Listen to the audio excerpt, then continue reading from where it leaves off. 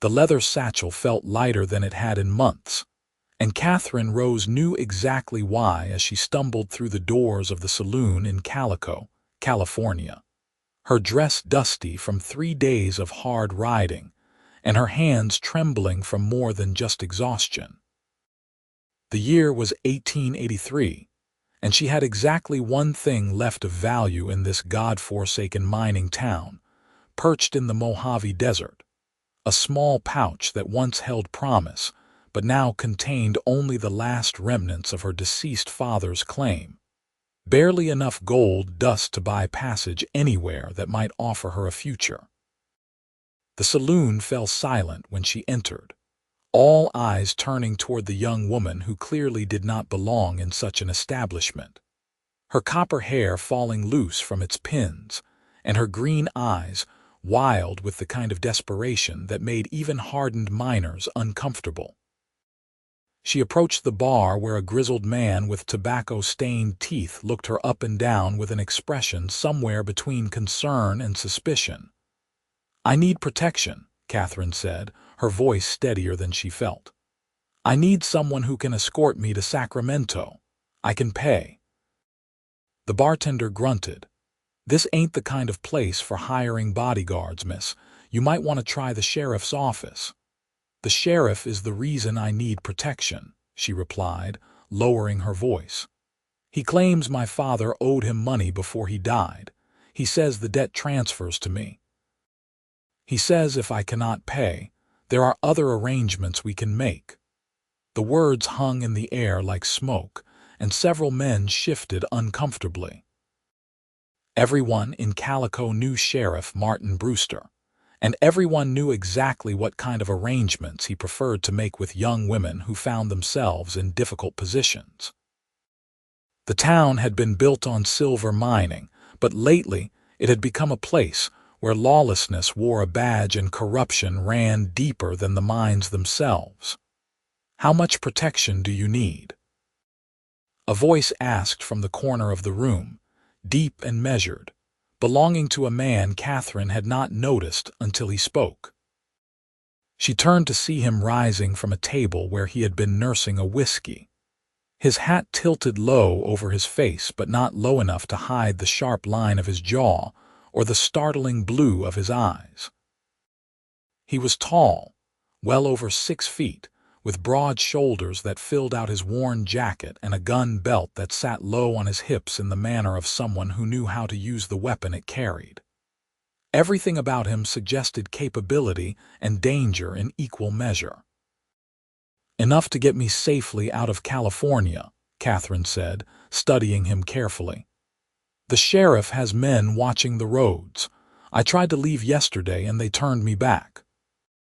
The man walked toward her, with the easy, confident gait of someone accustomed to being the most dangerous person in any room.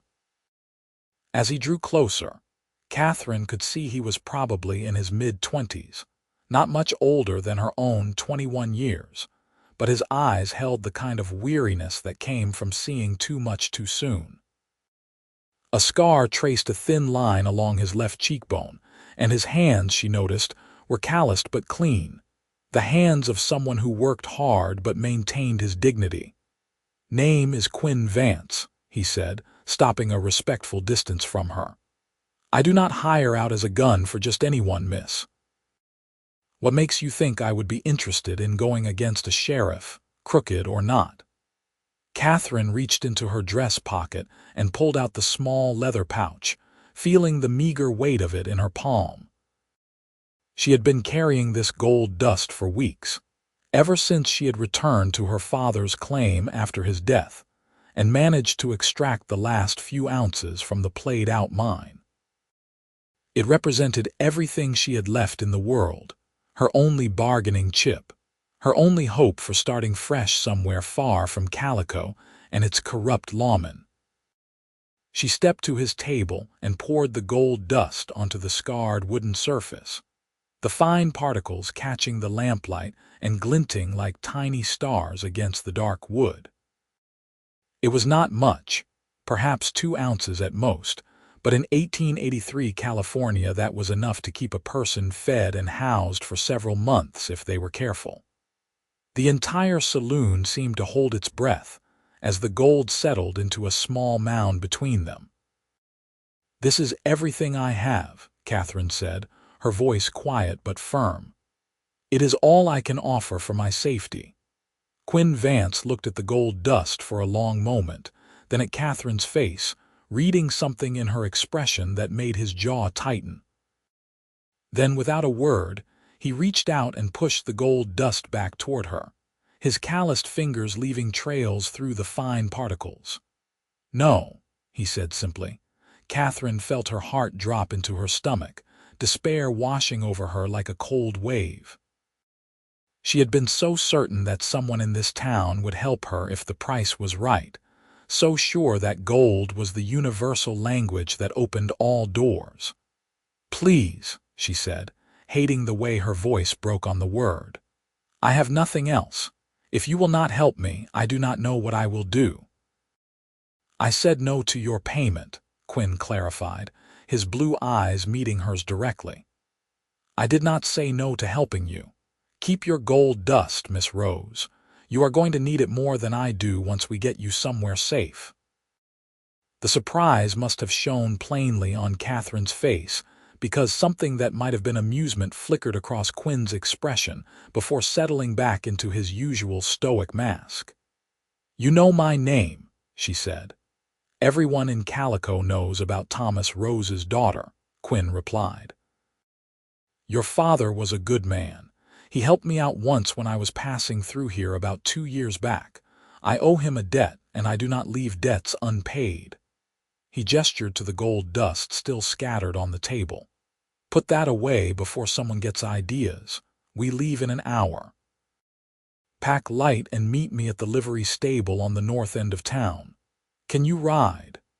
"Yes," Katherine said, her hands shaking slightly as she carefully scooped the gold dust back into its pouch. "I can ride, but surely an hour is not enough time to prepare for such a journey. Should we not plan more carefully? An hour is all we have," Quinn said grimly. "By now someone in this saloon has already sent word to the sheriff that you are here trying to hire protection. Brewster will come looking for you, and I would rather not be here when he arrives with his deputies." He paused, then added, "Do you have somewhere you are staying, or did you come straight here?" "I have a room at the boarding house on 3rd Street, Katherine admitted. "My things are there." Quinn shook his head. "Too risky, forget your things. Whatever you have there is not worth your freedom or your life. Do you have any family elsewhere? Anyone who might take you in once we get you out of Calico?" Katherine thought of her Aunt Margaret in Sacramento, her mother's sister who had written a sympathetic letter after her father's death, but had not offered any practical help. Still, it was the only family connection she had left. "My aunt lives in Sacramento. She might let me stay with her while I find work." "Sacramento is nearly 300 miles from here," Quinn said thoughtfully. "That is a hard ride through some rough territory, especially this time of year. The desert between here and there can kill a person if they are not prepared." He studied her carefully. "Are you up for that kind of journey, Miss Rose? I need to know now if you are going to slow me down." Pride made Katherine lift her chin. "I grew up in these mountains, Mr. Vance. I have been riding since I was 6 years old, and I know how to handle hardship." "I will not slow you down," Quinn nodded slowly. "Good, then we understand each other. 1 hour, North Livery, do not be late." He started to turn away, then paused. "And Miss Rose, bring a weapon if you have one. Things might get complicated before we make it out of California." Katherine watched him leave the saloon, his tall figure cutting through the crowd with ease as men instinctively moved out of his way. She felt a strange mixture of relief and apprehension settling in her chest. She had found help, but she knew nothing about Quinn Vance beyond his name and the fact that he claimed to owe her father a debt. For all she knew, she might be trading one dangerous situation for another. But as she tucked the pouch of gold dust back into her pocket and headed for the boarding house despite Quinn's warning, because she simply could not abandon the daguerreotype of her parents that sat on the dresser in her rented room, Katherine realized she had no choice but to trust him. Sheriff Brewster had made his intentions clear 3 days ago when he had cornered her in the general store and told her exactly how she could work off her father's supposed debt. The memory of his tobacco breath on her face and his meaty hand on her wrist still made her skin crawl. She made it to the boarding house without incident, slipping in through the back door and climbing the stairs to her second-floor room as quietly as possible. The elderly woman who ran the establishment was likely in the kitchen preparing dinner, and Katherine wanted to avoid any questions about her departure. She grabbed the small carpet bag from under the bed and quickly stuffed it with her few remaining possessions. A change of clothes, her mother's silver hairbrush, the daguerreotype, and the small Bible that had been her grandmother's. She also retrieved her father's old Colt revolver from the dresser drawer, checking to make sure it was loaded before tucking it into the carpet bag. As she was closing the bag, she heard heavy footsteps on the stairs, followed by a sharp knock on her door. "Miss Rose," Sheriff Brewster's voice called out, deceptively jovial. "I know you are in there. We need to have a conversation about your plans." Katherine froze, her heart hammering against her ribs. The window, she thought desperately, looking at the second-story opening that overlooked the alley behind the boarding house. It was a risk, but staying was not an option. She grabbed her carpet bag and moved as silently as she could to the window, pushing it open just as the sheriff knocked again, harder this time. "Miss Rose, I am losing my patience. Open this door or I will break it down." Katherine hiked up her skirts and climbed onto the windowsill, looking down at the dusty ground below. It was farther than she had thought, easily a 12-foot drop, but she could see no other choice. She threw the carpet bag down first, watching it land with a soft thump in the dirt, then took a deep breath and jumped. The landing jarred her teeth and sent pain shooting up through her ankles, but nothing felt broken. She grabbed the carpet bag and started running toward the north end of town, her lungs burning in the dry desert air as she heard the splintering crash of her door being forced open behind her. Brewster would be after her in moments, and unlike her, he had a horse readily available. The livery stable appeared ahead, a weathered wooden structure that smelled of hay and manure. Katherine burst through the open doors to find Quinn already there, saddling a tall bay gelding with practiced efficiency. He looked up at her disheveled appearance and did not ask questions, just jerked his head toward a smaller chestnut mare in the next stall. "That is your horse. Saddle is on the rail. Move fast." Katherine did not waste time explaining about the sheriff. She simply dropped her carpet bag and grabbed the saddle, her hands working quickly through the familiar motions despite their trembling. Her father had taught her how to properly saddle a horse when she was young, and she was grateful for that knowledge now as she tightened the girth and adjusted the stirrups. "Someone is coming," Quinn said quietly, his hand moving to rest on the gun at his hip. "Multiple riders from the sound of it." "Sheriff Brewster," Katherine confirmed, shoving her carpet bag into the saddle bag and checking that the mare's bridle was secure. "He came to the boarding house looking for me. I had to jump out the window." Quinn's eyebrow rose slightly at that, but he only nodded and mounted his gelding in one smooth motion. "Stay close to me and follow my lead. No matter what happens, keep riding north.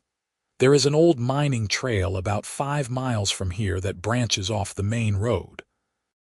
Most people do not know about it anymore, but it will take us around the checkpoint Brewster likely has set up."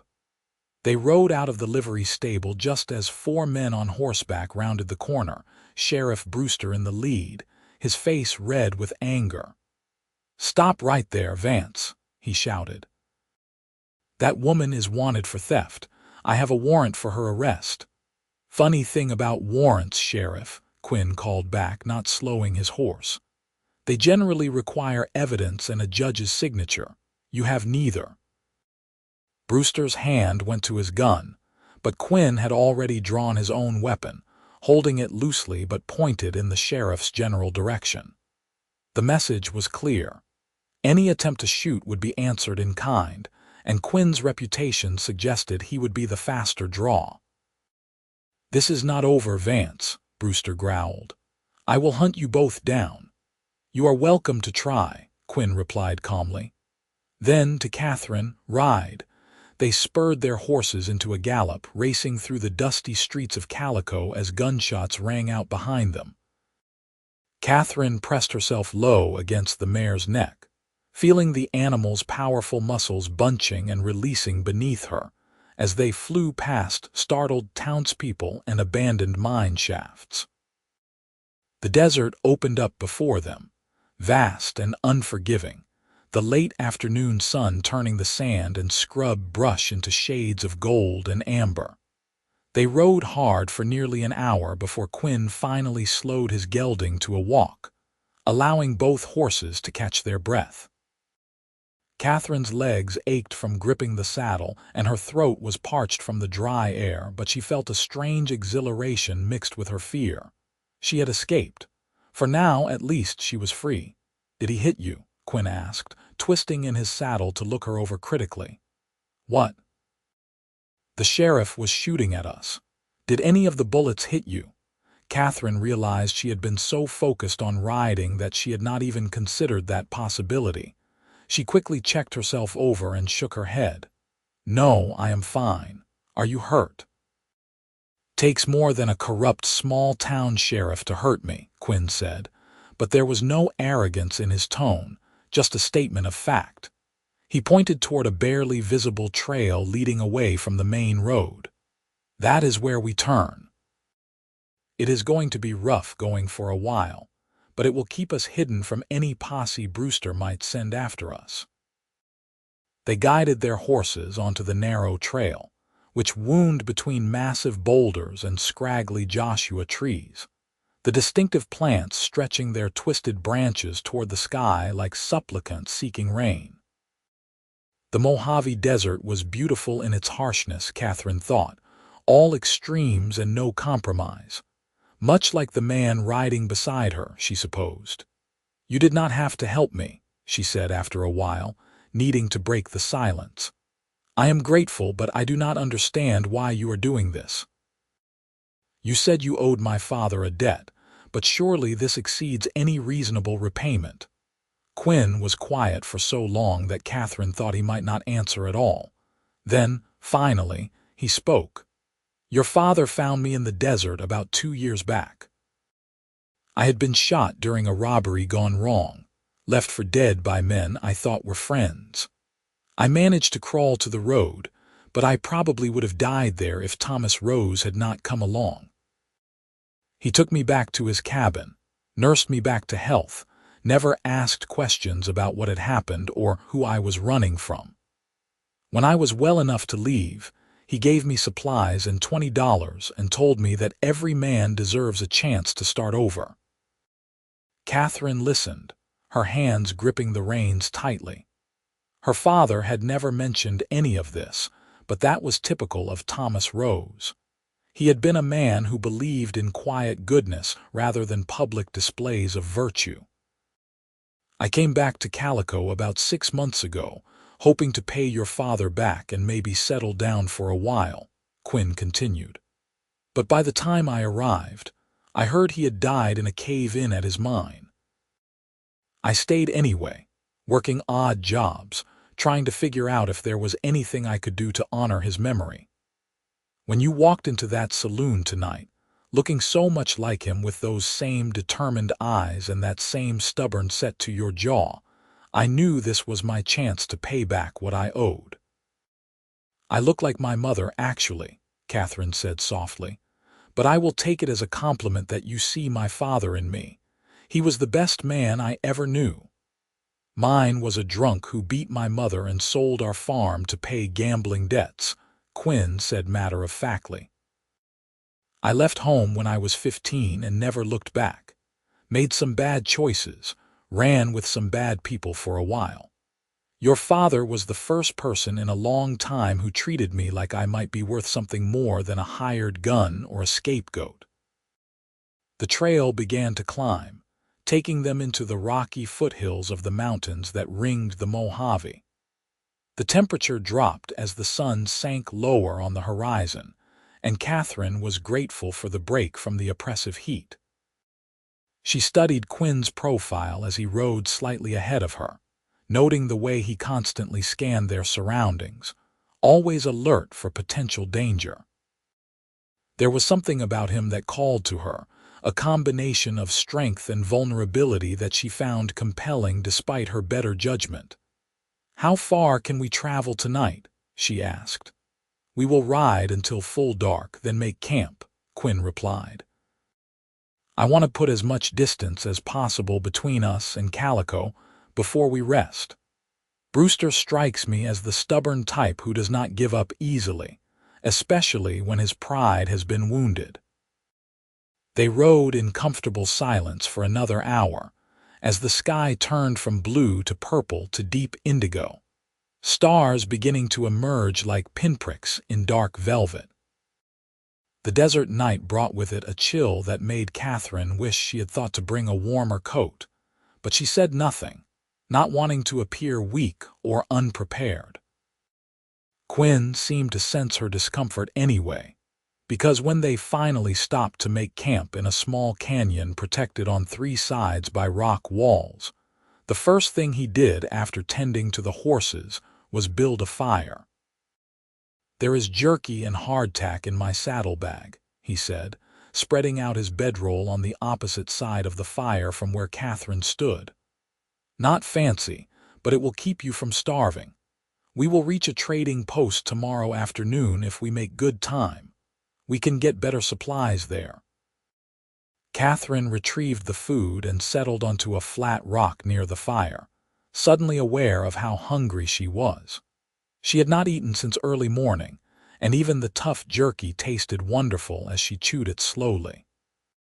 Quinn sat cross-legged on his bedroll, cleaning his gun with methodical care, the firelight casting shadows across his face and making him look older, more dangerous. "Can I ask you something?" Katherine ventured. "You can ask. I might not answer. Why do you work as a gun for hire? You seem like you could do anything else if you wanted to." Quinn's hands stilled on his weapon for a moment. "Because it is what I am good at," he said finally. "I am fast with a gun and I do not scare easily. Those are valuable skills in places like Calico, where the law is whatever the person with the most power says it is. I try to hire out on the right side of things when I can, protecting people who need protecting, discouraging bullies from doing harm. It is not a noble profession, but it is honest work by my standards." "Have you killed people?" The question came out before Katherine could stop it, and she immediately regretted her bluntness. But Quinn did not seem offended. "Yes," he said simply. 6 men, all of whom were actively trying to kill me or someone I was protecting at the time. I do not enjoy it and I do not seek it out, but I will not apologize for staying alive." He looked at her directly. "Does that frighten you?" Katherine considered the question carefully. "It should, probably. But no, it does not frighten me. I think you are trying to be better than you were, and that is what matters. My father always said that a person's past does not define their future unless they let it." Something shifted in Quinn's expression, a softening around his eyes that made him look younger. "Your father was a wise man." They finished their meal in silence, and Quinn insisted that Katherine take his bedroll while he kept first watch. She protested, but he was adamant, pointing out that she had been running on fear and adrenaline for days and needed proper rest. Too exhausted to argue further, Katherine wrapped herself in the blanket and lay down near the fire, certain she would be too anxious to sleep. She was wrong. Within minutes, she had fallen into a deep, dreamless sleep, secure in the knowledge that Quinn Vance was watching over her. She woke once during the night to see him still sitting by the fire, his rifle across his knees and his eyes scanning the darkness beyond their small camp. The sight filled her with a warmth that had nothing to do with the flames, and she drifted back to sleep wearing a small smile. Morning came with the harsh brightness particular to the desert, and Katherine woke to find Quinn already up and moving, having somehow managed to make coffee over the rekindled fire. He handed her a tin cup without comment, and she accepted it gratefully, savoring the bitter warmth as she stretched out the kinks from sleeping on hard ground. "We should make the trading post by early afternoon if we leave soon," Quinn said, pouring himself a second cup. "It is run by a man named Jeremiah Cook. He is mostly honest, which is saying something in these parts. We can get fresh supplies and maybe some information about whether Brewster has put out word about us." They broke camp efficiently, working together with an ease that surprised Katherine.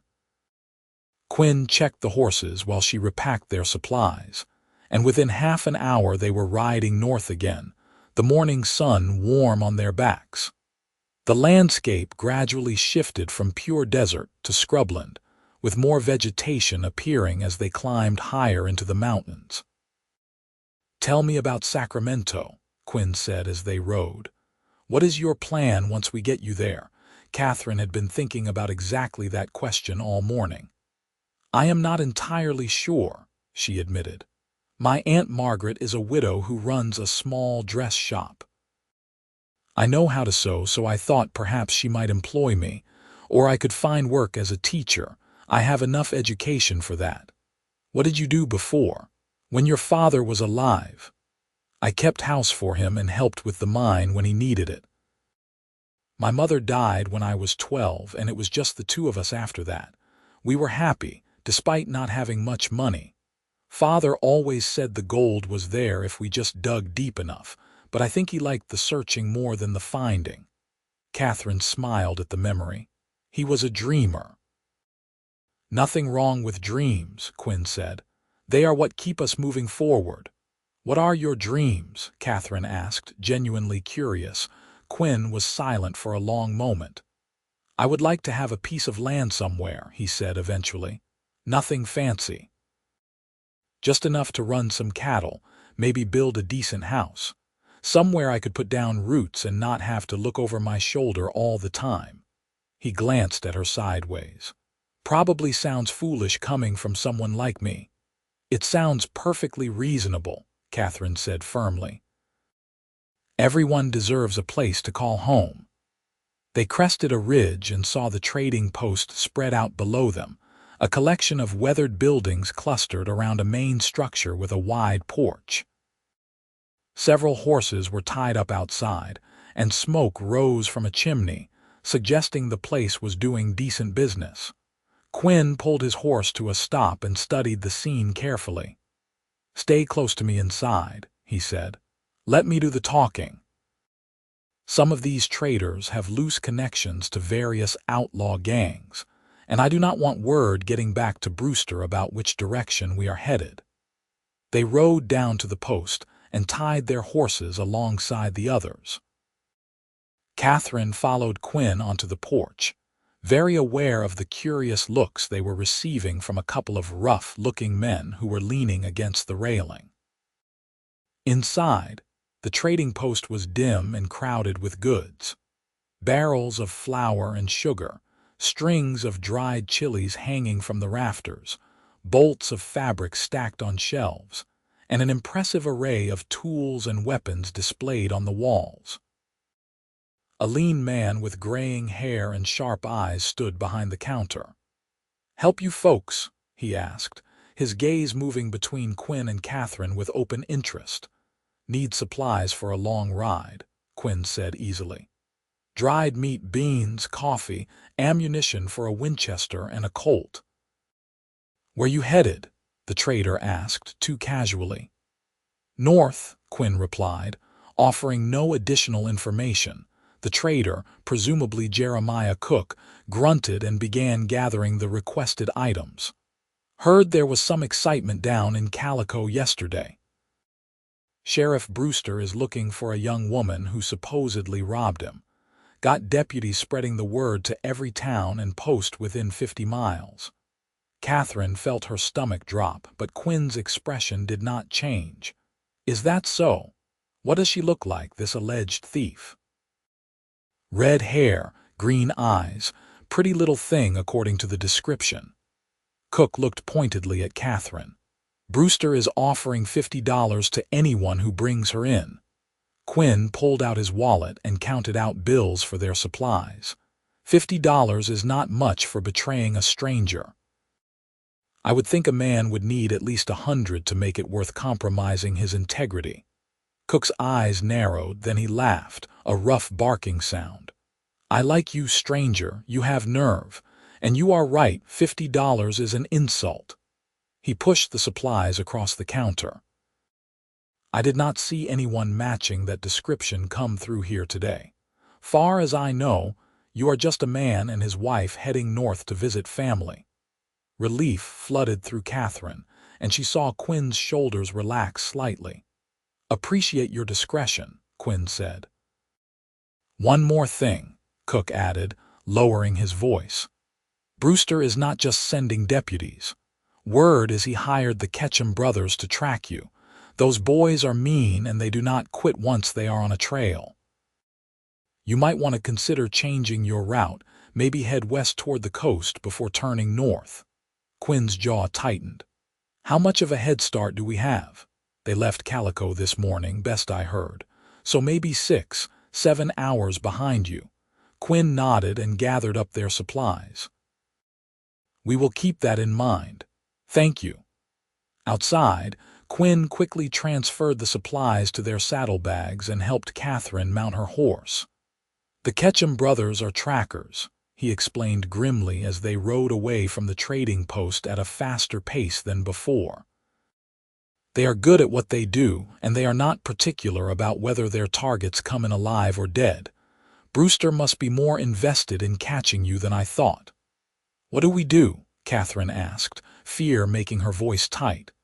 We ride hard and we ride smart, Quinn said. There is a river about 15 miles north of here. If we can reach it before dark, we can use it to hide our tracks. Water does not hold scent or hoofprints, and it will slow them down considerably. They pushed their horses as hard as they dared, stopping only briefly to let the animals rest and drink from a small spring. Katherine could feel the mare tiring beneath her, and she knew Quinn's gelding must be feeling the strain as well, but they had no choice. The thought of the Ketchum brothers pursuing them with Sheriff Brewster's blessing made her skin crawl. The sun was low on the horizon when they finally heard the sound of running water ahead. The river, when they reached it, was not particularly impressive, perhaps 20 feet wide and shallow enough to see the rocky bottom, but it was moving at a good pace and would serve their purpose.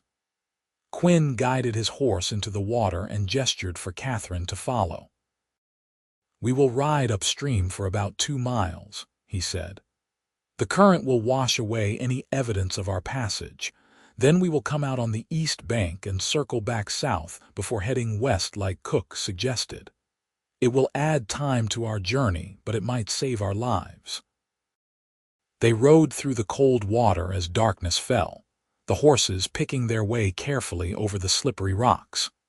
Katherine's legs were numb from the chill by the time Quinn finally directed them up onto the bank, and she nearly fell when she dismounted. Quinn caught her, his strong hands steadying her until she found her balance. Easy, he said softly. You did well today. Most people could not have kept that pace.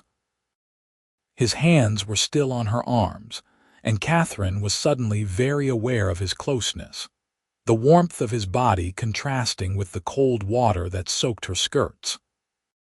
In the moonlight, his blue eyes were almost black, and she could see the concern in them, concern for her specifically, not just for a person he was duty-bound to protect. "Thank you," she whispered, "for everything. I know I have said it before, but I mean it. You have risked so much for me, and I am just a stranger." "You are not just a stranger," Quinn said, and there was something in his voice that made Catherine's heart skip. "You are the daughter of the man who saved my life. You are someone worth protecting." He paused, then added quietly, "You are someone I would want to protect even if I did not owe your father a debt." Before Catherine could respond, before she could examine the implications of those words, Quinn stepped back and turned to his horse. "We should make camp here. The horses need rest even if we do not." They set up a cold camp with no fire, not wanting to risk the light giving away their position. Quinn shared his last piece of jerky with Catherine, and they sat side by side on a fallen log, listening to the night sounds of the desert. The distant call of a coyote, the rustle of small creatures in the brush, the endless song of crickets. "My mother used to tell me that the desert is full of ghosts," Catherine said softly.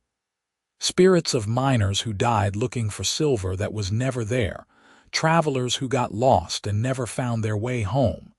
She said they whisper at night, warning people away from their fate." "Do you believe in ghosts?" Quinn asked. "I do not know. Maybe. I think we all carry ghosts with us, memories of people we have loved and lost. My mother, my father, they are with me even though they are gone. Is that not a kind of haunting?" Quinn looked at her with an expression she could not quite read. "Your parents raised you to be thoughtful as well as strong. That is a rare combination. What about you? Do you have ghosts?" "More than I can count," Quinn admitted. "Men I have killed, friends who have betrayed me, a childhood I cannot get back. Sometimes I think we are all just collections of our regrets walking around pretending to have purposes." "That is a sad way to look at life," Catherine said. "Maybe, but it is also honest." Quinn stood and spread out his bedroll. "You should try to sleep. Tomorrow is going to be another hard day of riding."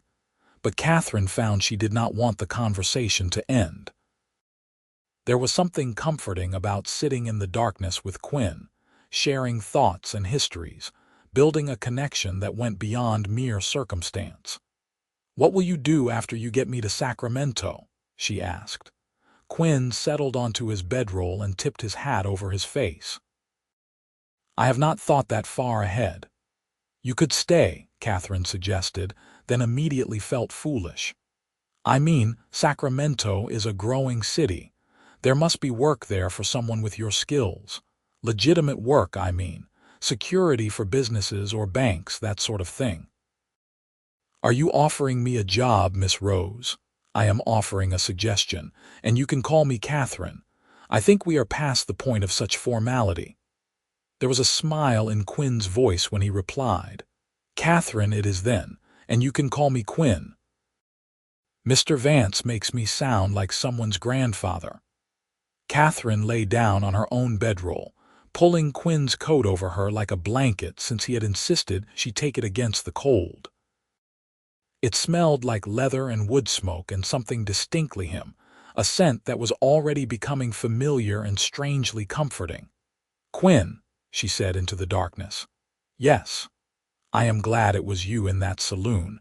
I am glad you were the one who said no to my gold dust."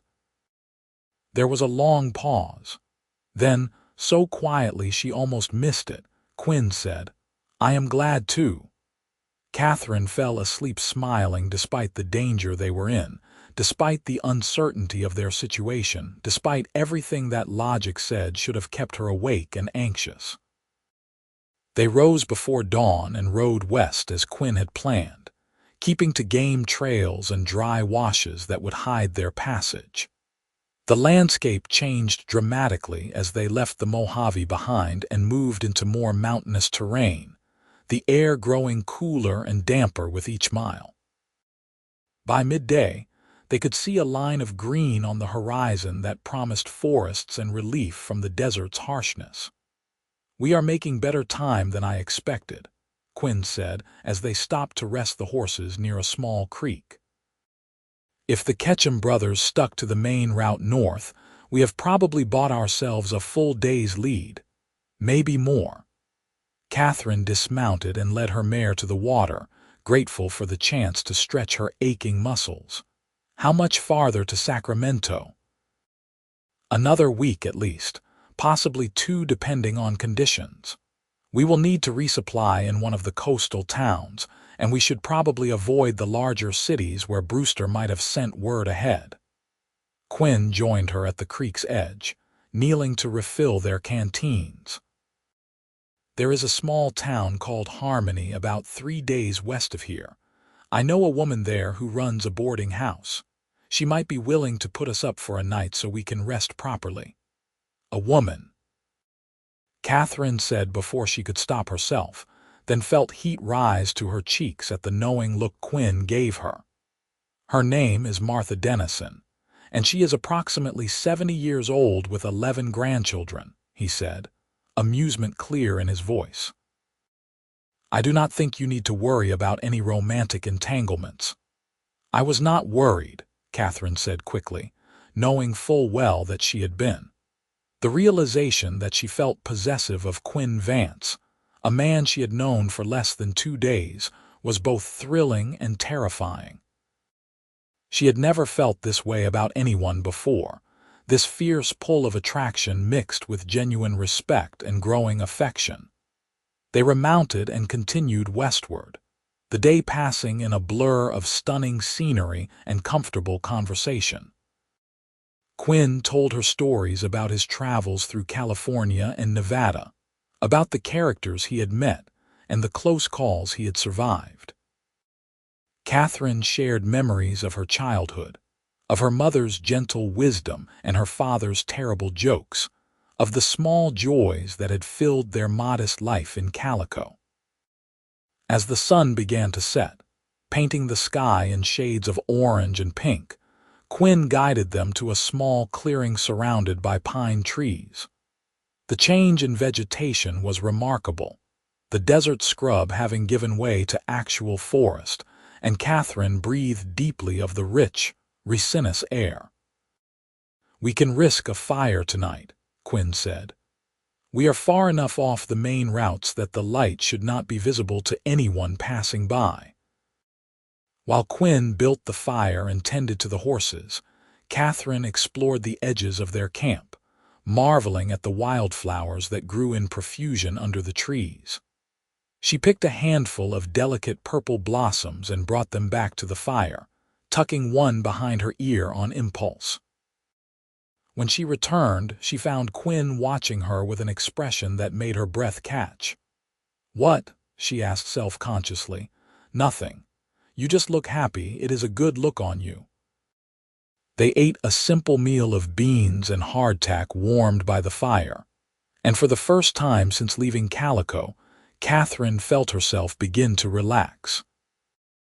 The immediate danger seemed distant here, in this peaceful clearing with the stars emerging overhead and Quinn sitting across from her looking more at ease than she had yet seen him. "Can I ask you something personal?" Katherine ventured. Quinn raised an eyebrow. "That seems to be your favorite question. Go ahead. Why have you never settled down, found someone to build a life with?" Quinn poked at the fire with a stick, sending sparks spiraling upward. "I suppose I never felt like I had anything worth offering. A man like me, with my past and my profession, what could I give a woman except worry and an uncertain future? It seemed kinder to stay alone." "That is ridiculous," Katherine said with surprising vehemence. "You have plenty to offer. You are brave and honorable and kind. You are risking your life for someone you barely know simply because you believe it is the right thing to do. Any woman would be lucky to have you." Quinn looked at her then, really looked at her, and the intensity in his gaze made Katherine's pulse race. "Any woman?" he asked quietly. The question hung in the air between them, heavy with implication. Katherine knew she should deflect, should laugh it off or change the subject, should maintain the appropriate distance between a woman in distress and the man helping her. Instead, she heard herself say, "Yes, any woman with sense." Quinn set down the stick he had been holding and stood, moving around the fire to sit beside Katherine on the log she occupied. He was close enough that she could feel the heat radiating from his body, could see the firelight reflected in his eyes. "Katherine," he said, and the way he spoke her name, low and careful, made something flutter in her chest. "I need to be honest with you about something. All right. When I agreed to help you escape from Calico, I told myself it was purely about honoring a debt to your father. But that is not entirely true anymore. Somewhere between that saloon and this moment, my motivations changed. I am not protecting you just because I owe Thomas Rose. I am protecting you because I have come to care about what happens to you. Because I admire your courage and your spirit. Because when I look at you, I see a future I did not think was possible for someone like me." Katherine's heart was pounding so hard she was certain Quinn must be able to hear it. "What are you saying?" "I am saying that pushing your gold dust back across that table was the easiest decision I have ever made, because I knew from the moment you walked into that saloon that I would have helped you for free. I would have helped you for nothing more than the chance to know you better." Quinn reached out slowly, giving Katherine plenty of time to pull away, and gently tucked a strand of her hair behind her ear. "I am saying that I am falling for you, Katherine Rose, and it is both the best and the worst timing in the world." Katherine could barely breathe. Everything Quinn was saying echoed the feelings that had been building in her own heart, the attraction and affection that had grown stronger with each mile they traveled together. "Why is it the worst timing?" she managed to ask. "Because you deserve better than a man on the run. Because I cannot offer you stability or security. Because in a week or two we will reach Sacramento and you will start your new life with your aunt, and I will have no right to ask you to include me in that life." "What if I want to include you?" Katherine asked, her voice barely above a whisper. "What if I am falling for you too?" Quinn's hand, still near her face, trembled slightly. "Are you?" Instead of answering with words, Katherine closed the distance between them and kissed him. It was a brief, soft press of lips, chaste by any standard, but it felt like the most daring thing she had ever done. When she pulled back, Quinn was staring at her with wonder and something that looked like hope. "I am," Katherine confirmed. "I know it is fast and probably foolish, and we have known each other for less than a week, but I cannot help how I feel. You make me feel safe and seen and valued. You make me want to be brave." Quinn cupped her face in both hands, his calloused palms rough against her skin but infinitely gentle. "You are the bravest person I know," he said. Then he kissed her properly, deeply, with a passion that had been building since the moment he pushed her gold dust back across that saloon table. Katherine lost herself in the kiss, in the warmth of Quinn's embrace and the rightness of being held by him. When they finally broke apart, both breathing heavily, Quinn rested his forehead against hers. "We should be careful," he murmured. "I do not want to compromise your reputation." "My reputation was compromised the moment I ran away with a man I barely knew," Katherine pointed out. "But I appreciate your concern for my honor. You are a gentleman, Quinn Vance, even if you do not think you are." They sat together by the fire for a long time, Katherine leaning against Quinn's shoulder while he kept his arm around her waist. They talked about everything and nothing, building the kind of intimacy that comes from shared vulnerability and honest communication. Katherine learned that Quinn's mother had died when he was 16, that he had a sister somewhere in Missouri he had not seen in years, that his favorite food was apple pie, and he had a secret fondness for poetry, even though he had never told anyone that before. Quinn learned that Katherine could speak a little Spanish, that she loved thunderstorms, that she had always wanted to travel to San Francisco and see the ocean, that she sang when she thought no one was listening. "Sing something now," Quinn requested. "Absolutely not. I would die of embarrassment. Please, consider it payment for my excellent bodyguard services." Katherine laughed and lightly smacked his chest, but she did hum a few bars of a lullaby her mother used to sing, and Quinn's arms tightened around her as if he never wanted to let go. Eventually, they settled into their bedrolls, though this time Quinn placed his close enough to Katherine's that they could hold hands in the space between them. It was innocent and sweet and perfect, and Katherine fell asleep feeling happier than she had in years. The next 3 days passed in a similar fashion.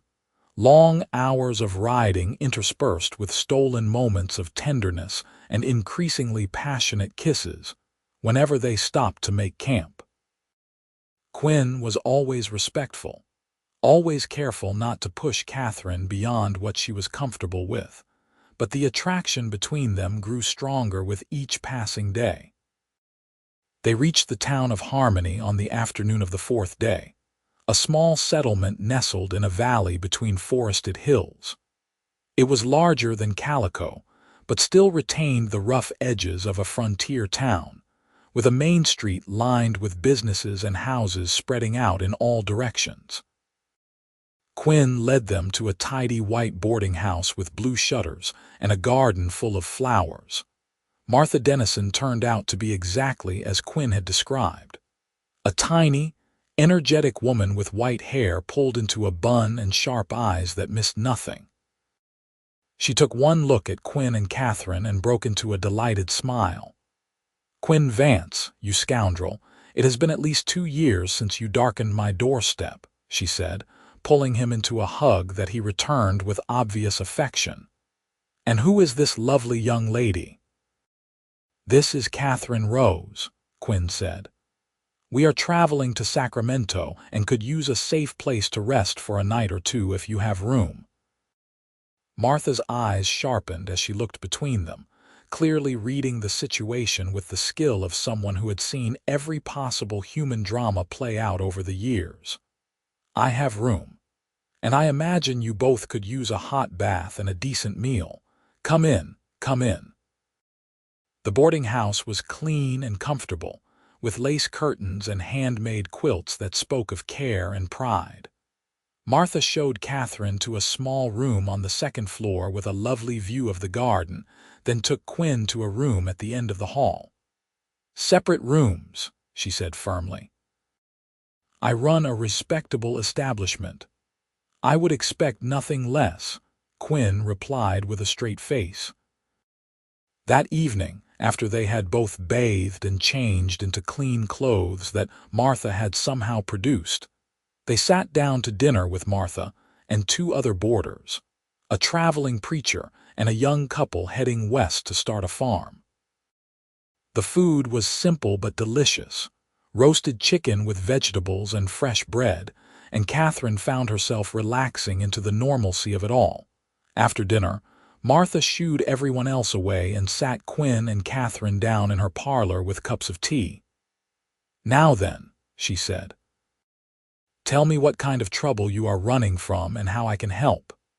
Quinn explained the situation with Sheriff Brewster, leaving out some of the more dangerous details but being honest about the general threat. Martha listened carefully, her expression growing stern. "Martin Brewster is a snake," she declared when Quinn finished. "I have heard stories about him from other travelers. The man is corrupt to his core." She turned to Katherine. "You were right to run, dear. Men like that do not stop until they get what they want or someone stops them." "We are hoping that once we reach Sacramento, he will give up the chase," Katherine said. "Surely even he would not pursue us that far." Martha and Quinn exchanged a look. "Do not count on it," Martha said gently. "Men like Brewster do not like being defied, especially by a woman. He will see your escape as a personal insult that needs to be avenged." "So what do I do?" Katherine asked, fear creeping back into her voice. Spend the rest of my life looking over my shoulder. You could go to the authorities in Sacramento, Martha suggested. The law there is more legitimate than in a small town like Calico. They might be able to help you. Or, Quinn said quietly, you could marry me.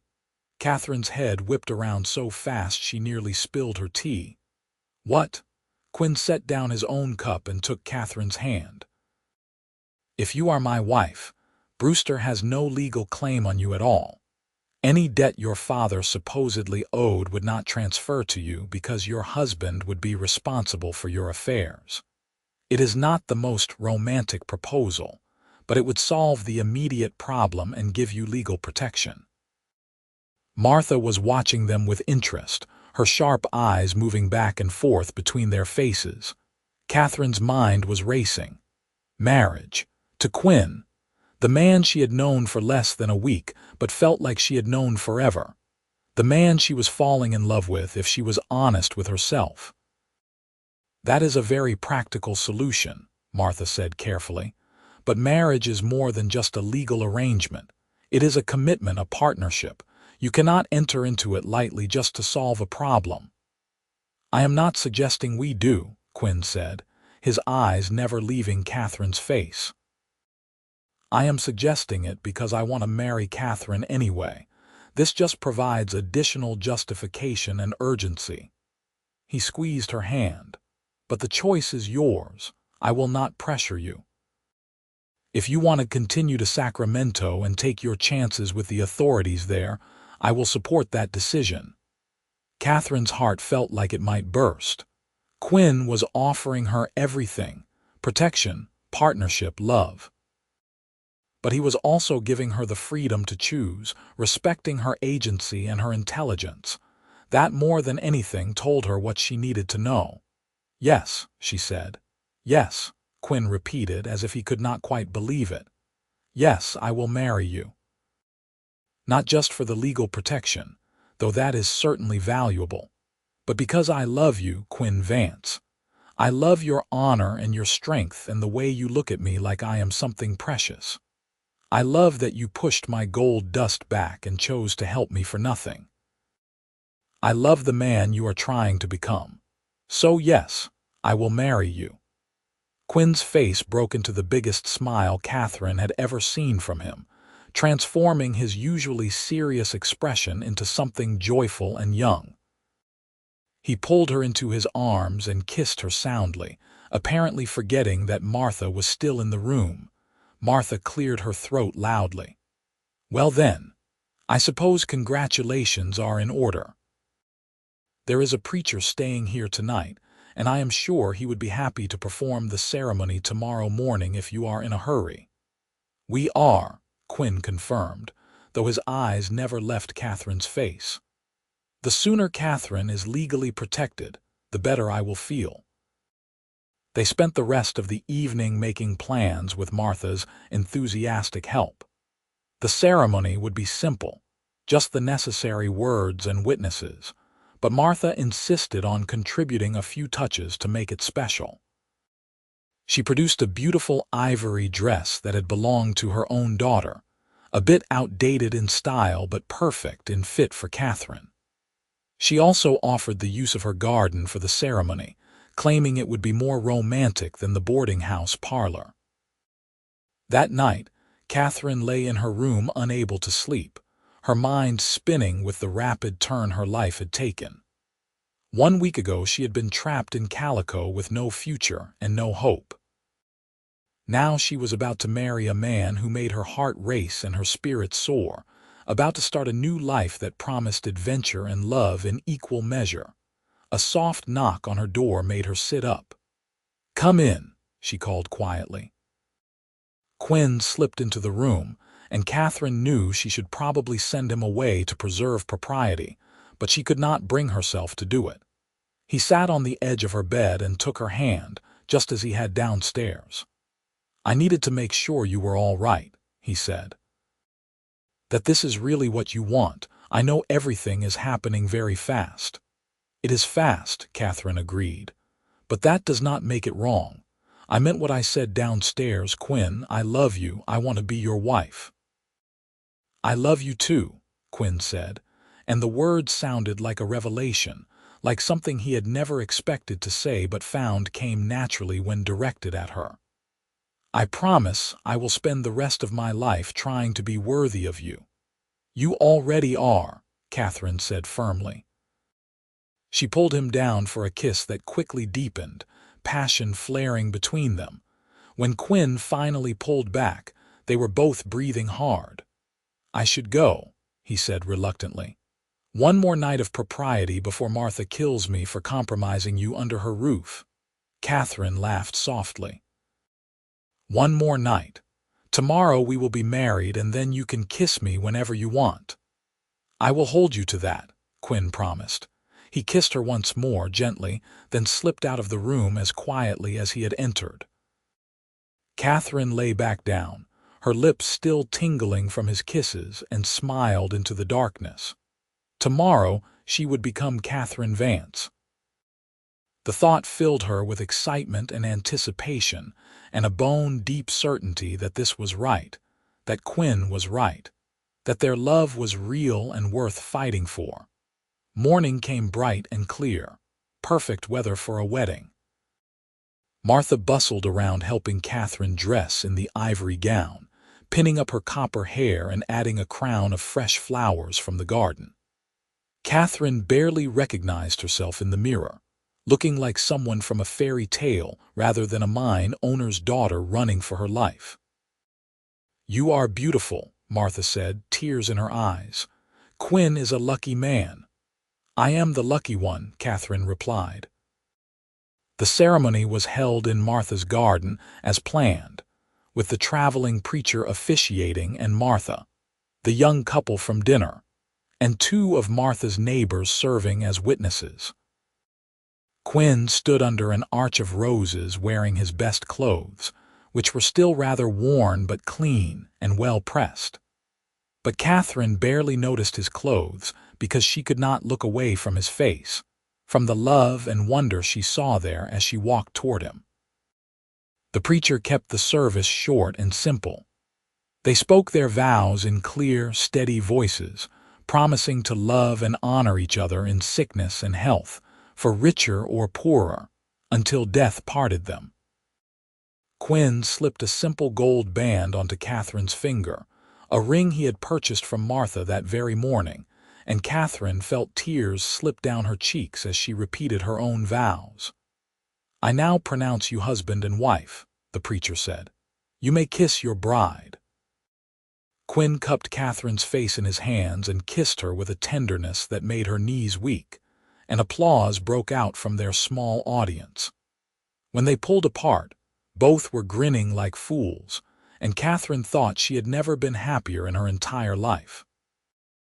Martha had prepared a small wedding breakfast, and they all crowded into her dining room to celebrate.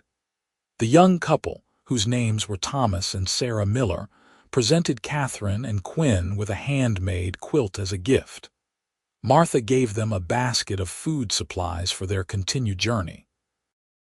The neighbors, elderly siblings named Henry and Grace Wilton, offered their blessing and the information that there was a small cabin about 2 days north that they owned but rarely used, and the newlyweds were welcome to spend a few days there if they wanted some privacy. "That is incredibly generous," Quinn said. "Are you certain?" "Positive," Henry replied. "No one has used the place in over a year. It has a good roof and a working stove. You would be doing us a favor by checking on it." So it was decided. They would spend a few days at the cabin, giving themselves time to rest and to be together as husband and wife before continuing on to Sacramento. Katherine felt heat rise to her cheeks at the implications, but she did not object. The idea of having time alone with Quinn, of truly beginning their married life together, filled her with anticipation.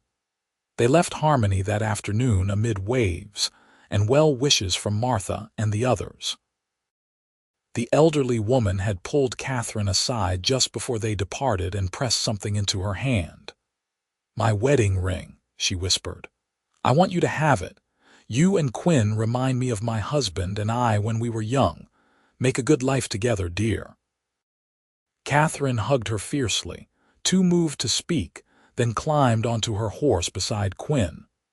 They rode north, following Henry's directions to the cabin, their hands occasionally brushing as they guided their horses side by side. "How does it feel to be Mrs. Vance?" Quinn asked. "It feels right," Katherine replied. "How does it feel to be a married man?" "Terrifying and wonderful in equal measure," Quinn admitted. "I keep thinking I am going to wake up and discover this was all a dream." They reached the cabin as the sun was setting, and it turned out to be more than the rustic shelter Katherine had imagined. It was a proper small house with 2 rooms, a main living space with a kitchen area and fireplace, and a separate bedroom. Someone, probably the Wilton siblings, had left it well stocked with firewood and basic supplies. There was even a bed with a mattress and linen stored in a trunk. While Quinn tended to the horses, Katherine explored the cabin and made up the bed with the linens, her hands shaking slightly with nerves and excitement. She had a general idea of what happened between a husband and wife on their wedding night, but the specifics were hazy, gleaned mostly from whispered conversations with other young women and her own imagination. When Quinn came inside, he took one look at Katherine's face and crossed to her immediately. "Are you nervous?" he asked gently. "A little," she admitted. I do not know exactly." "Neither do I," Quinn said, surprising her. "Oh, I know the mechanics of it. But I have never been with someone I love before, someone I want to spend my life with. This is new territory for both of us." The admission made Katherine feel better, less alone in her uncertainty. "So we figure it out together, Quinn agreed. He kissed her softly, then with growing passion, his hands moving to the buttons of her dress. "If you want to stop at any time, just say so. I will never push you beyond what you are comfortable with." "I know," Katherine said. "I trust you completely." What followed was tender and sometimes awkward, both of them learning each other's bodies and desires through trial and gentle error. There was laughter when they bumped noses trying to kiss, and whispered apologies when something did not go quite right. But there was also pleasure and intimacy, and a deep sense of rightness as they came together as husband and wife, cementing their bond in the most fundamental way. Afterward, they lay tangled together in the small bed, Katherine's head on Quinn's chest and his arms wrapped around her. "That was—" Katherine began, then paused, searching for the right word. "Perfect," Quinn suggested. "I was going to say interesting, but perfect works too," Katherine said with a laugh. Then, more seriously, "I love you so much, Quinn. Thank you for being patient with me." "I love you too," Quinn said, pressing a kiss to her hair. "And you never have to thank me for that. We have the rest of our lives to perfect this particular skill." They spent 3 blissful days and nights at the cabin, existing in a bubble of newlywed happiness. They made love and talked for hours, cooked simple meals together, and took long walks through the surrounding forest. Quinn taught Katherine how to shoot his rifle more accurately, and Katherine taught Quinn the words to the songs her mother had sung. They planned their future, discussing where they might settle once they reached Sacramento and what kind of life they wanted to build together. "I have been thinking," Quinn said on their last night at the cabin as they sat by the fire. "Maybe we should not go to Sacramento after all." Katherine looked at him in surprise. "What do you mean? Your aunt does not sound particularly welcoming, and Sacramento is a big city. It might be harder for us to start fresh there." Quinn took her hand. "What if we went to San Francisco instead? It is even bigger, more anonymous. We could disappear into the population and Brewster would never find us. And you have always wanted to see the ocean." The idea appealed to Katherine more than she wanted to admit.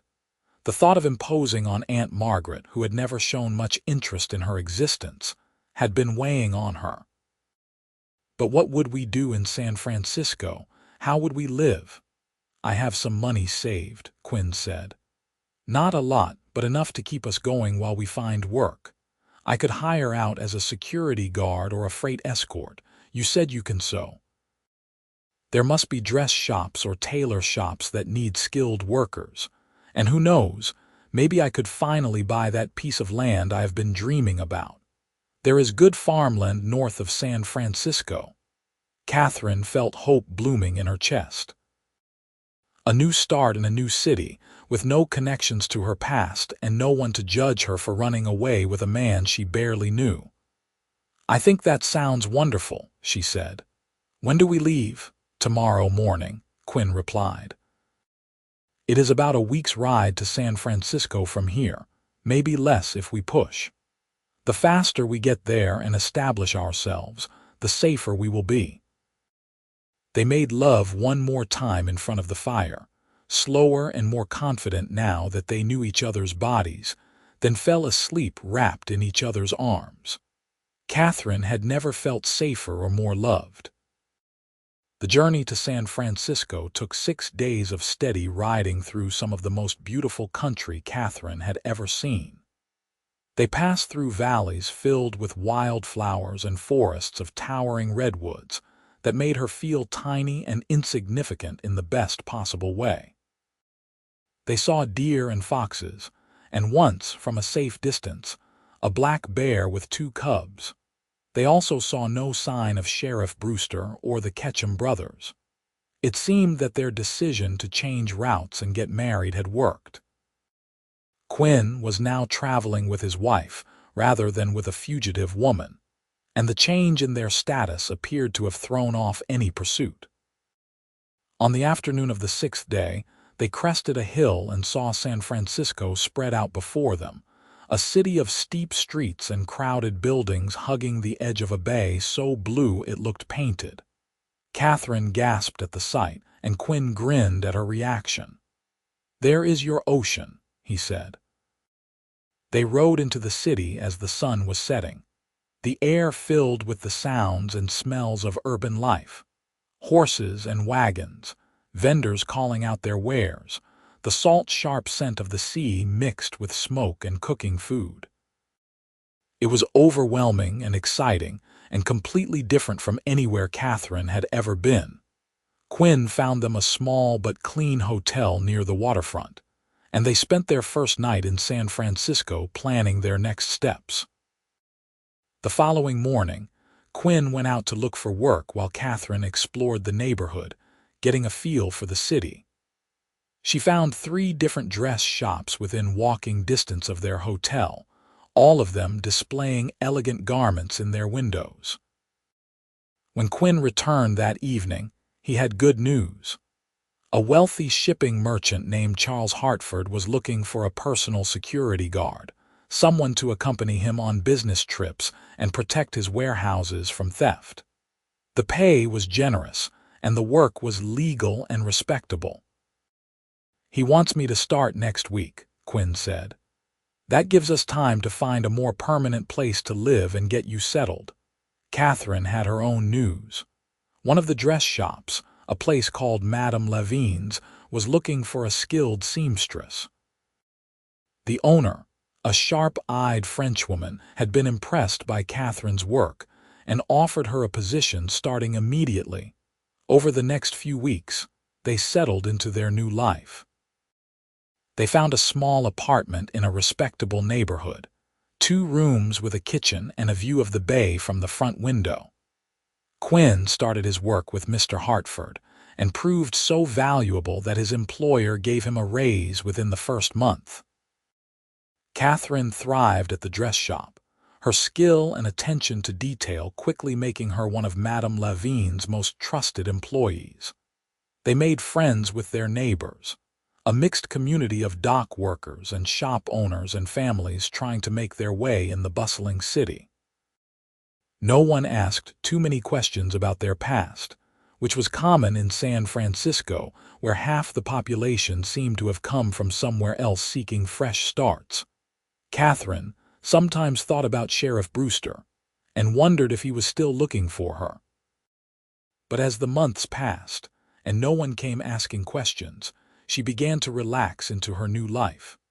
She was Katherine Vance now, a married woman with a home and a husband and a future. The frightened girl who had poured her last gold dust on a saloon table felt like someone from another lifetime. One evening, about 6 months after their arrival in San Francisco, Quinn came home from work looking thoughtful. "Mr. Hartford made me an offer today," he said as they sat down to dinner. "He wants me to become his business partner, handling all the security operations for his shipping company. It would mean significantly more money and responsibility." "That is wonderful," Katherine said. "You should accept. It would mean I could start saving seriously for that piece of land I have been wanting," Quinn continued. "Mr. Hartford knows of some property north of here, good farmland near a town called Napa. He says the area is growing and property values are still reasonable." Katherine took Quinn's hand across the table. "Is that what you want, to leave the city and become a farmer, not just a farmer?" "I want to build something lasting, something we can pass down to our children someday. I want to give you the stability and security you deserve." Quinn squeezed her hand. "But only if it is what you want too. This is a decision we make together." "I want whatever makes you happy," Katherine said honestly. "The city is exciting, but I miss the quiet sometimes. I miss being able to see the stars at night, and the idea of raising a family somewhere peaceful sounds lovely." They talked late into the night about their dreams and plans. It was decided that Quinn would accept Mr. Hartford's offer and work for another year to build up their savings. Then, they would purchase land near Napa and start their farm. Katherine would continue working at the dress shop until they moved, saving her earnings as well. The following year passed quickly, filled with hard work and saving every penny they could. Katherine discovered she was pregnant in the spring, and the news filled them both with joy and wonder. Their child would be born into a life of safety and stability, raised by parents who loved each other deeply, and who had fought hard for their happiness. By the time Katherine was 7 months pregnant, they had saved enough to purchase 40 acres of beautiful land in the Napa Valley.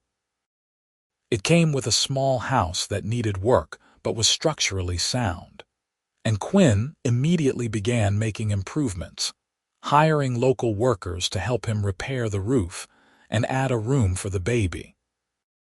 They moved from San Francisco on a clear October day in 1884, loading all their possessions into a wagon and saying goodbye to the friends they had made over the past year. Madame Levine wept and made Katherine promise to visit, and Mr. Hartford gave Quinn a generous bonus and a standing offer of work should he ever need it. The house in Napa was perfect, situated on a gentle slope with views of the valley spread out below. Quinn had already planted grapevines on part of the property, following the lead of other farmers in the area who were discovering that the soil and climate were ideal for growing wine grapes. He also kept a vegetable garden and a small herd of cattle, ensuring they would have both income and sustenance. Their daughter was born on a cold December night, delivered by a local midwife with Quinn pacing anxiously in the other room. When he finally got to hold his daughter, tears streamed down his face. "She is perfect," he whispered, staring at the tiny red face peeking out from the blanket. "She looks just like you." They named her Rose after Katherine's maiden name and after the roses that grew wild on their property. Rose Vance was a healthy, happy baby who rarely cried and seemed fascinated by everything around her. Katherine had never known such contentment as she did in those early months of motherhood. Watching Quinn transform into a devoted father who would walk the floor all night with a fussy baby so Katherine could sleep. Spring came early to the valley, and Quinn hired a couple of local men to help with the increased work on the farm. One of them, a young man named Miguel Santos, mentioned that he had recently come from Southern California and had heard talk in a saloon about a sheriff from a place called Calico, who had finally been arrested by federal marshals for extortion and corruption. Apparently someone had finally gathered enough evidence to bring charges against Martin Brewster, and he was awaiting trial in Los Angeles. Katherine felt a weight lift from her shoulders that she had not fully realized she was still carrying. "It is over," she said to Quinn that night as they lay in bed with baby Rose sleeping peacefully in her cradle nearby. "He cannot hurt us any more." "It was always over," Quinn replied, pulling her close. "The moment we rode out of Calico together, you were free. Brewster's arrest just makes it official." That summer, they received a surprise visitor. Martha Dennison arrived in a hired carriage, announcing that she had sold her boarding house in Harmony and was looking for a new place to settle. "I heard through the grapevine that you two had done well for yourselves," she said, beaming at Katherine and cooing over baby Rose. "I thought perhaps you might have room for an old woman who is handy with cooking and childcare." They did indeed have room, and Martha moved into the extra bedroom that Quinn had built, quickly making herself indispensable as she helped with Rose and kept house while Katherine and Quinn worked the farm. The older woman's presence added a dimension of family that Katherine had been missing, and Rose clearly adored her adopted grandmother. The years passed in a blur of hard work and simple joys. Quinn's grapevines flourished, and by 1887 they were producing their first small batch of wine, which proved popular with local merchants. They expanded their vineyards and began making a real profit, enough to pay off their land debt and start building savings again. Katherine gave birth to a son in 1888, a robust baby boy they named Thomas after her father. Quinn declared him perfect, despite Thomas's tendency to cry at the slightest provocation, and Rose was delighted to have a little brother to boss around. 2 years later, another daughter arrived, whom they named Martha in honor of the woman who had become family to them all. Martha the elder wept with joy at the honor. Life in Napa was everything Katherine had dreamed of and more. They had built a successful farm, raised healthy children, and created a community of friends and neighbors who respected and valued them. Quinn never wore a gun anymore except when hunting, having left his past as a hired gun far behind. Instead, he was known as a fair employer and a skilled vintner, someone people came to for advice on farming and business matters. On their 10th wedding anniversary, Quinn took Katherine on a trip to San Francisco, leaving the children with Martha. They stayed at a fancy hotel and ate at restaurants that would have been impossibly expensive when they first arrived in the city as newlyweds. But more than the luxury, Katherine treasured the quiet moments alone with Quinn, the chance to remember where they had started and appreciate how far they had come. "You ever think about that day in the saloon?" Katherine asked as they walked along the waterfront, the sunset painting the bay in shades of gold and pink. "When I poured out my gold dust and you pushed it back." "I think about it all the time," Quinn admitted. "It was the best decision I ever made. Pushing that gold dust back and helping you for free, it changed everything. It gave me you and Rose and Thomas and little Martha. It gave me a life I never thought I could have." "I think about how terrified I was," Katherine said. "How desperate. I thought that gold dust was my only value, the only thing I had to offer. But you saw something else in me. I saw a woman who deserved to be protected, not because she could pay, but because it was the right thing to do," Quinn said. He stopped walking and turned to face her, taking both her hands in his. "I saw the woman I was going to fall in love with, though I did not know it yet." Katherine stood on her toes and kissed him, not caring that they were in public or that passers-by were smiling at them. After 10 years of marriage, 3 children, and countless challenges overcome, her love for Quinn Vance burned as brightly as it had that night in the desert when he first told her he was falling for her. They returned to Napa refreshed and happy, ready to face whatever the future held. The children were growing up healthy and strong. Rose, at 9 years old, was already showing an interest in the business side of the farm, following her father around and asking endless questions about grape cultivation and wine production. 6-year-old Thomas preferred working with the cattle and horses, displaying a natural talent with animals. 3-year-old Martha was still too young to show clear preferences, but she had inherited her namesake's sharp eyes and decisive personality. In 1895, as the century drew toward a close, Quinn and Katherine took stock of their lives and felt nothing but gratitude. The farm was thriving, producing wine that was gaining a reputation beyond the local area. Their children were healthy and happy. Martha Sr., though well into her 80s now, remained active and engaged with the family. They had built something lasting and good. "You remember what you told me in Sacramento?" Katherine asked one evening as they sat on their porch watching the sunset over the valley. "About wanting a piece of land where you could put down roots and not have to look over your shoulder." "I remember," Quinn said. "You have it now. We have it. Everything we dreamed about and more." Katherine leaned against her husband's shoulder, feeling his arm come around her waist in a gesture that had become as natural as breathing over the years. "Sometimes I still cannot believe how much my life changed from that one moment when you pushed my gold dust back across the table." "It changed both our lives," Quinn said. "You gave me a reason to be better, to want more than just survival. You gave me a purpose." As the sun dipped below the horizon and the first stars began to appear in the darkening sky, Katherine felt the weight of complete contentment. She had started with nothing but a pouch of gold dust and a desperate need for escape.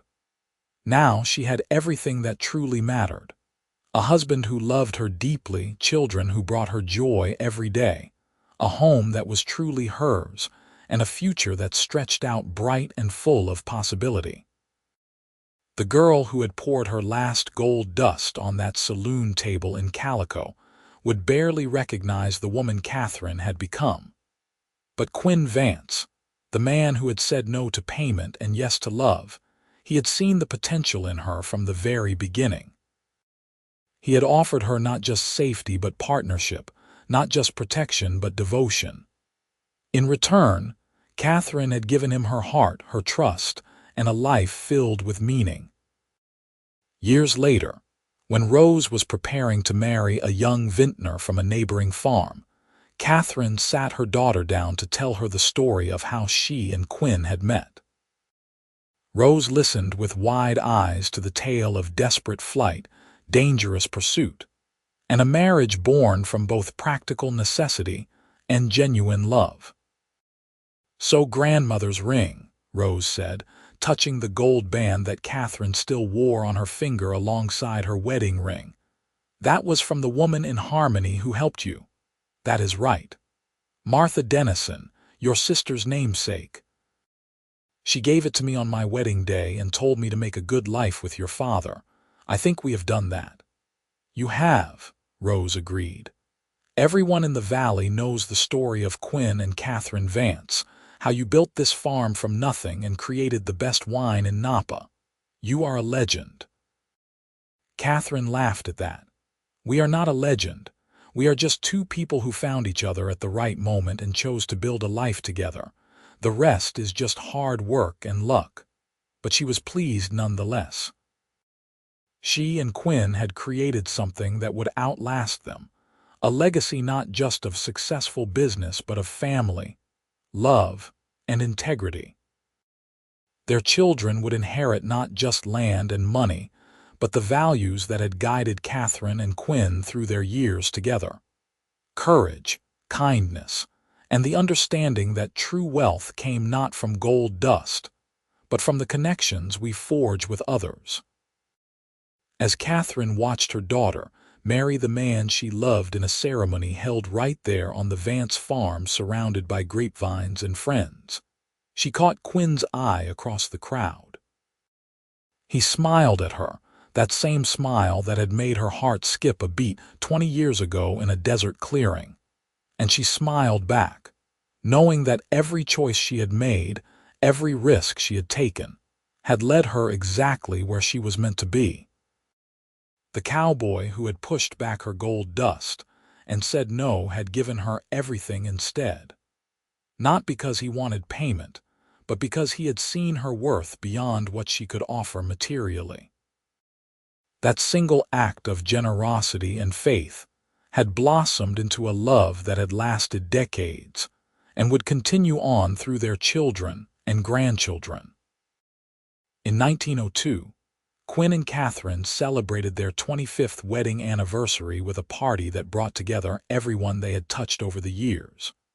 Workers from the farm, fellow vintners from the valley, Mr. Hartford traveling up from San Francisco, old friends from their early days in the city, and even a surprise appearance by Sarah and Thomas Miller, the young couple who had gifted them a quilt at their wedding and who had themselves built a successful farm in Oregon. The celebration lasted all day, with food and wine and music filling the air. As evening approached and the guests began to drift away, Katherine and Quinn found themselves alone on their porch once more, watching another sunset paint the valley in shades of gold. 25 years, Quinn mused. Sometimes it feels like it has been forever and just yesterday all at once. I know exactly what you mean, Katherine said.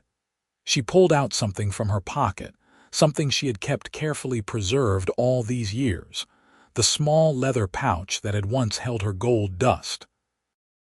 It was empty now, the gold long since spent on necessities during their early days, but she had kept the pouch as a reminder of where they had started.